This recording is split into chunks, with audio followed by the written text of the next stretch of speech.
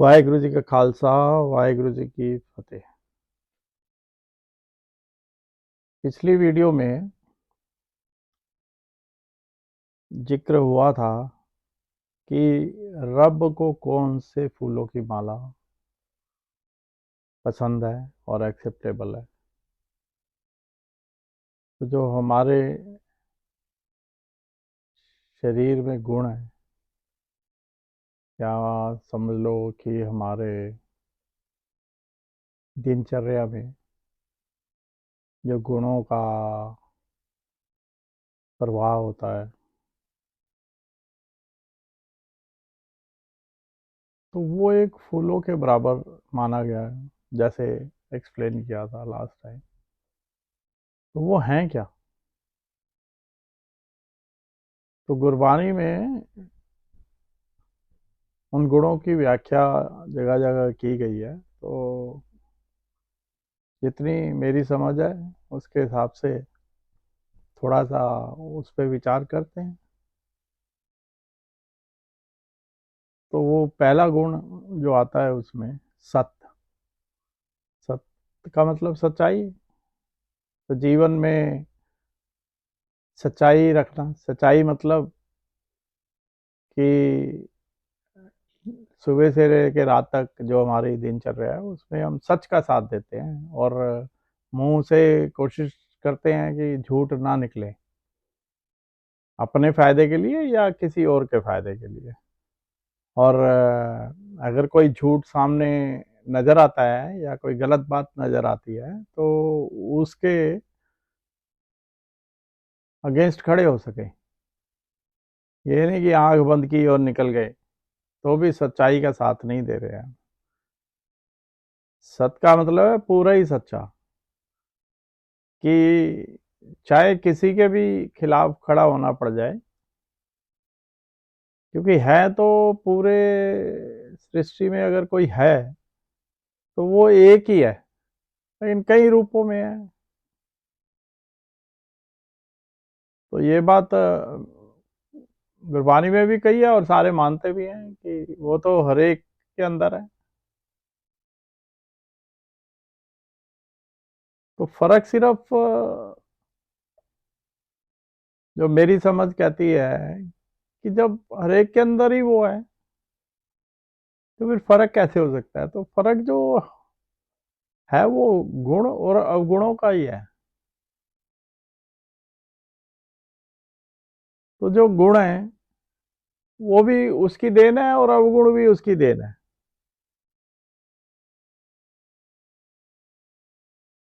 तो जब दूसरी तरफ कोई गलत अवगुण कह लो, किसी भी चीज में कोई झूठ खड़ा है सपोज, और इधर हम अपना जीवन सच्चाई में चलाना चाहते हैं कि सच के साथ रहेंगे हम, बिना पर्सनल इंटरेस्ट के, बिना अनबाइस्ड कह लो। तो वो जो सच है, वो सच जीवन में आ जाए तो समझ लो एक गुण जीवन में आ गया, तो एक ऐसा फूल हमारे पास इकट्ठा हो गया जो माला में जब पिरोएंगे, फूलों की माला में तो वो रब को एक्सेप्टेबल होगा। रब उसको बड़े प्यार से कबूल करेगा। तो बोलने में तो बड़ा आसान है, मैं भी बात कर रहा हूँ और मैं मन से जानता हूँ कि भाई इसीलिए इसको गुण बोला गया है कि ये आना आसान नहीं है। मतलब प्रैक्टिकली सच के साथ जीना कोई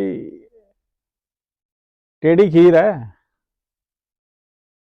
हो सकता है घर वाले ही छोड़ दें, तो लेकिन तभी शायद गुरु ग्रंथ साहिब जी में है, क्योंकि वो बिरला बिरला ही होगा जो इन गुणों की माला रब को अर्पित करेगा।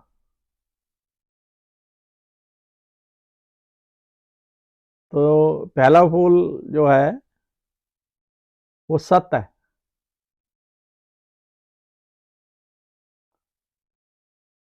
तो आगे चलते हैं, दूसरा फूल देखें और कौन सा गैदर कर सकते हैं, हम इकट्ठा करें। तो दूसरा बताया गया है संतोख। संतोख जैसे सत्य बड़ा मुश्किल है, वैसे संतोख भी बड़ा मुश्किल है। गुण तो लेकिन यही है। अब संतोख को अलग अलग तरीके से सारे बयान करते हैं, गुरबानी में भी इसके बारे में लिखा है। तो जो गुरबानी पढ़ने के बाद मेरे को समझ आया संतोख, कि भाई जो जैसा चल रहा है, क्योंकि जो है उसके हुक्म में है। जैसे पहले भी बात हुई थी कि उसके हुक्म के बिना तो कुछ है ही नहीं, और जब सब उसके हुक्म में ही है, तो जो आज की सिचुएशन है मेरी, मैं अपने पे लेता हूं, जैसे मेरी आज की जो सिचुएशन है जहां मैं हूं, उससे मैं सेटिस्फाइड हूं। मतलब आई एम हैप्पी। वो एक ही वजह हो सकती है, जब मेरा विश्वास उस पर पूरा हो, क्योंकि सबको चलाने वाला तो वही है। तो मान लो मटेरियल वर्ल्ड में, या काम में, या पैसे वाइज, या परिवार वाइज, या बच्चों के उससे, जो भी मतलब आपके आले दुआले जो भी है, समझ लो मेरे सराउंडिंग में, और मैं उन सब से खुश हूँ और पूरा सेटिस्फाइड हूँ कि मेरे पास जो है बहुत बढ़िया है, तो वो होता है संतोष। इस फीलिंग के साथ अगर ये फीलिंग अंदर आ गई, मान लो, तो आदमी तो खुश ही खुश है। फिर तो मतलब दुखी होने का सवाल ही नहीं उठता। और जो मेरा ओपिनियन इसमें ये है कि अगर मैं आज खुश हूँ, संतोष है मेरे में आज, तो कल की मेरे को चिंता नहीं है। कल की चिंता का रीजन ये है कि आज मैं संतुष्ट नहीं हूँ।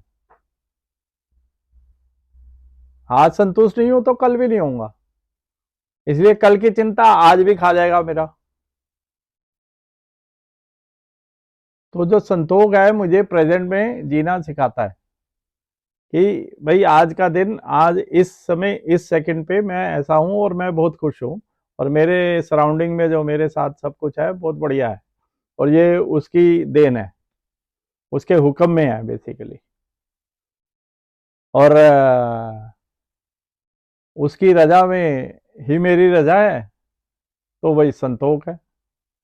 एक जगह तो गुरु ग्रंथ साहिब जी में गुरु साहब लिख गए हैं, संतोष से रिलेटेड ही है, कहते हैं अगर चलो संतोष नहीं है, मान लो मेरे पास बहुत कुछ है पीछे, और फिर भी मैं संतुष्ट नहीं हूं और मुझे और की चाह है, तो कहते हैं वो पिछला भी ले लेगा तो तू क्या करेगा?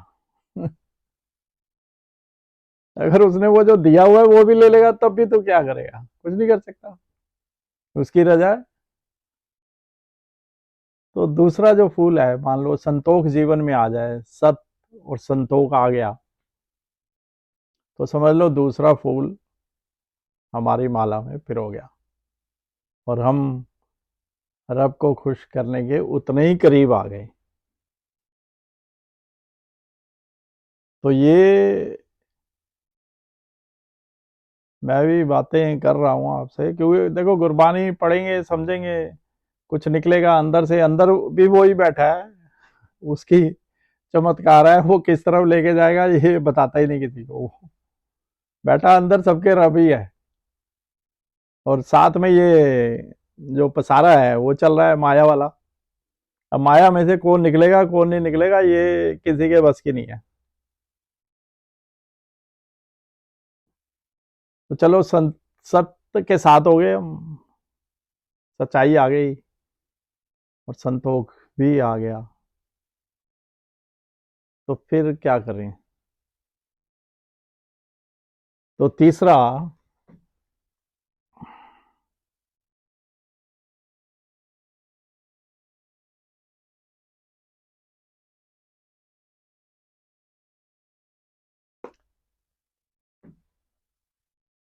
तो तीसरा जो फूल है वो है दया का। दया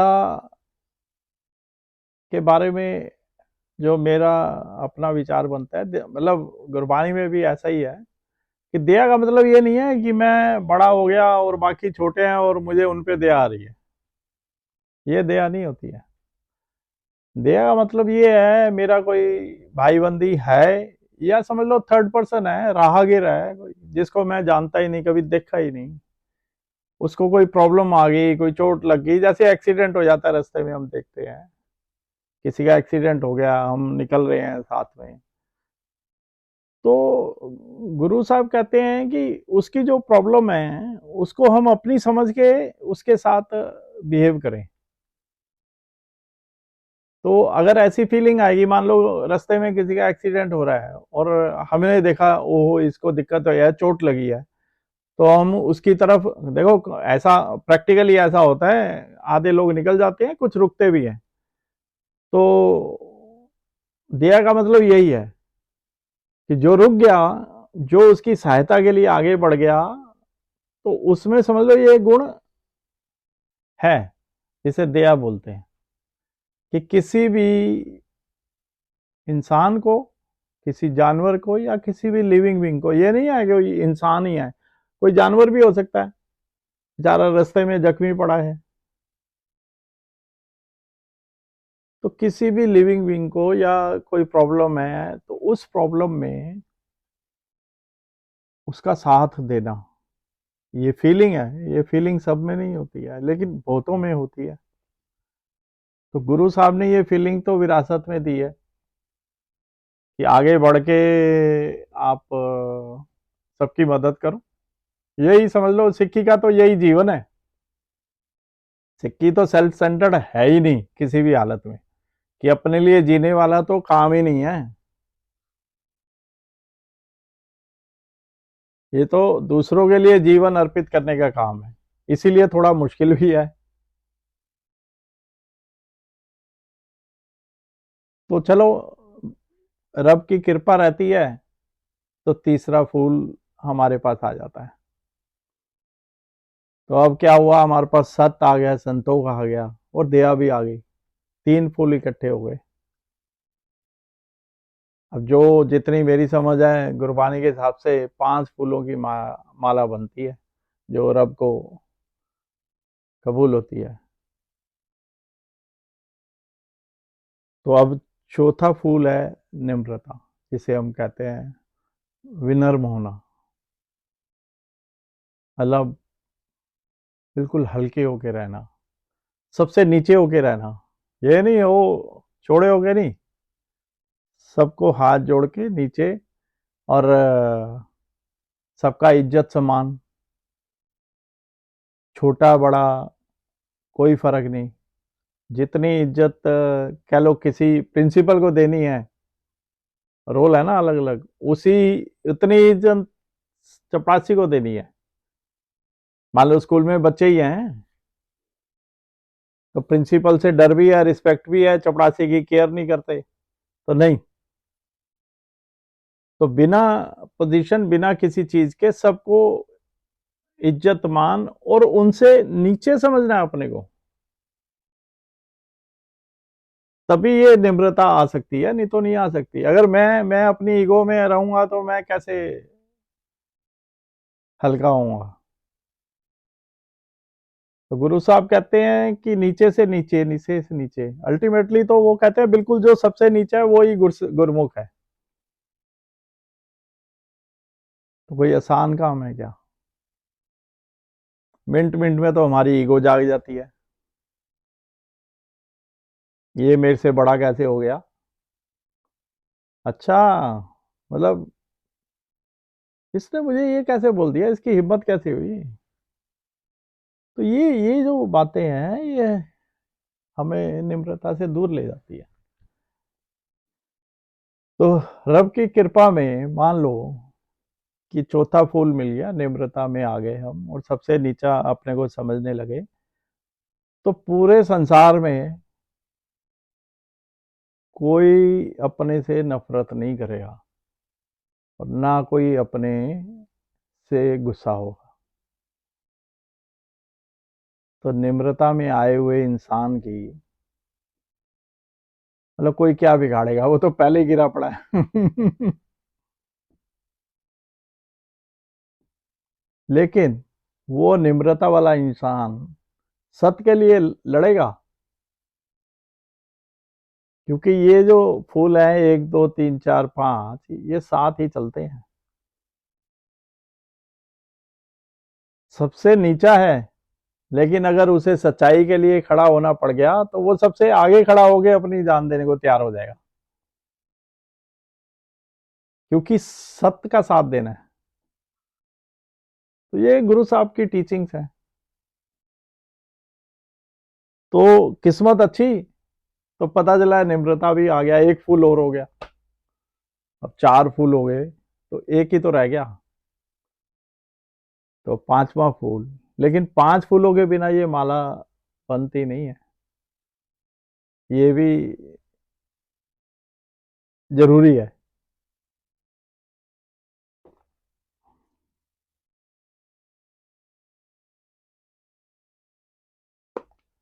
तो 5वां जो फूल है वो है प्यार। अब प्यार के बारे में हम पहले भी बात कर चुके हैं कि सच्चा प्यार, तो सच्चा प्यार तो अगर है तो एक ही है, लव टू गॉड।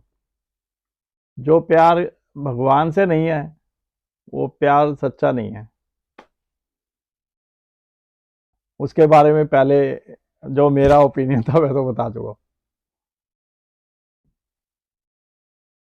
तो 5वां फूल जैसे ही लगता है प्यार, रब के लिए प्यार, जिसकी कोई सीमा ही नहीं है, मतलब वो अल्टीमेट है।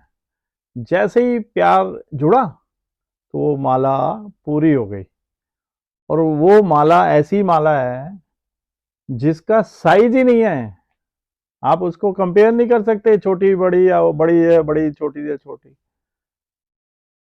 लेकिन वो माला रब को मंजूर है। ये वो माला है जो पिछले वीडियो में गुरु साहब ने एक्सप्लेन किया है कि मैं कौन से फूलों की माला लेके जाऊं तो जो उसको एक्सेप्टेबल हो। तो ये वो वाले फूल हैं। जब ये फूलों की माला ले जाके और उसको अर्पित करते हैं कि देख, रब को बोलते हैं हम अपने प्यार में आके कि देखो मैं आपके लिए क्या संजो के लाया हूं, ये कैसे कैसे फूल बटोरे हैं मैंने, उसी के दिए हुए हैं, लेकिन इधर उधर बिखरे हुए हैं, हमें मिलते नहीं है, ढूंढते भी हैं, कोशिश भी करते हैं, नहीं मिलते हैं, हाथ में आते आते निकल जाते हैं, क्या करेंगे। लेकिन किसी तरह हाथ में आ गए और अर्पित कर दिए तो रब को कबूल हो गए, रब को कबूल हो गए तो कबूल हो ही गए, फिर तो क्या है, आप ही कबूल हो गए। तो फिर वो मनमुख से हो गए गुरमुख, फिर तो वही वो है, अपना आप खत्म हो जाएगा। तो इसमें एक चीज मैं बताऊं आपको, जैसे जैसे ये वाले फूल इकट्ठे होते हैं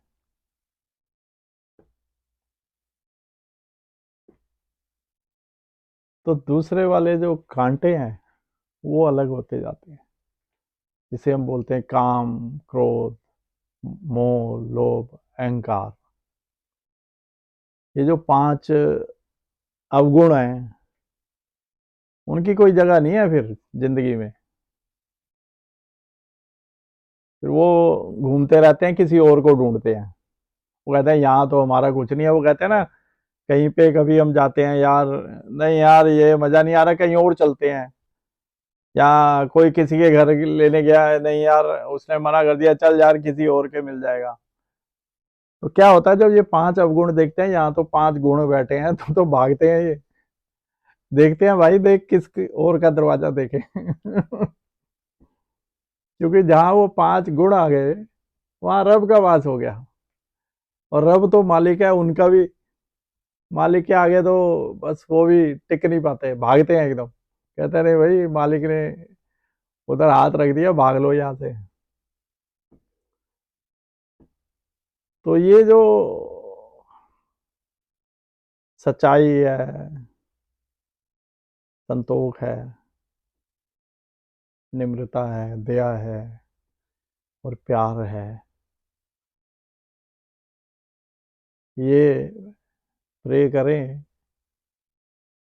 रब जी को और गुरु साहब को कि हमारे जीवन में ऐसे ऐसे फूल इकट्ठे हों, ताकि हम भी ऐसी कोई माला बना सकें जिससे रब